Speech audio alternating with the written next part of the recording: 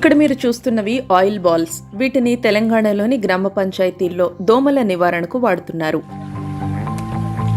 ఇప్పుడు దోమల నివారణకి ఏంటంటే ఆ లార్వా గుడ్లు ఉంటాయి కాబట్టి ఆ లార్వా నశించడం కోసం ఎక్కడైతే ఆయిల్ బాల్ వేస్తామో ఆయిల్ బాల్ నుంచి వచ్చిన ఆయిల్ నీళ్లపై తెట్టులాగా తేలి లార్వాకి ఆక్సిజన్ అందక వాటిని మరణించే అవకాశం ఉండి దోమలు వృద్ధి చెందడం లేదు.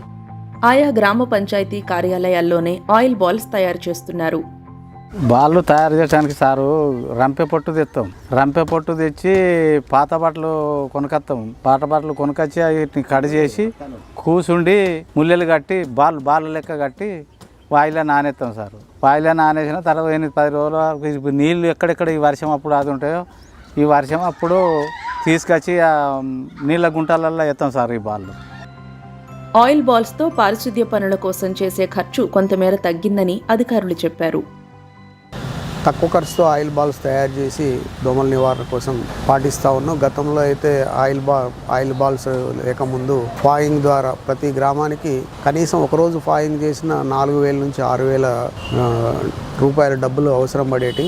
దోమల నివారణ కోసం బయటకు స్ప్రే చేసే వాళ్ళం. దాదాపు అది 1 లీటర్ కొనుగోలు చేయాలంటే 2,500 వరకు ఉండేది. అది అందులో ఇక్కడ దొరికేది కాదు. అలాగే ఫాయింగ్ చేయాలన్నా కూడా మలాథియాన్ మరియు తర్వాత పోతే డీజిల్ ఒక చిన్న విలేజ్ ఒక 1,500 పాపులేషన్ విలేజ్కి మనం ఫాయింగ్ చేయాలన్నా కూడా మినిమం 6,000 to 8,000 దాకా అవసరం పడుతూ ఉండే. మేము తయారు చేసే ఆయిల్ బాల్స్ రంప పొట్టును కూడా కొన్ని విలేజ్లో ఫ్రీగా దొరుకుతుంది. కొన్ని విలేజ్లో కిలోకి 60 చొప్పున 100 చొప్పున తీసుకొని రావడం జరుగుతుంది.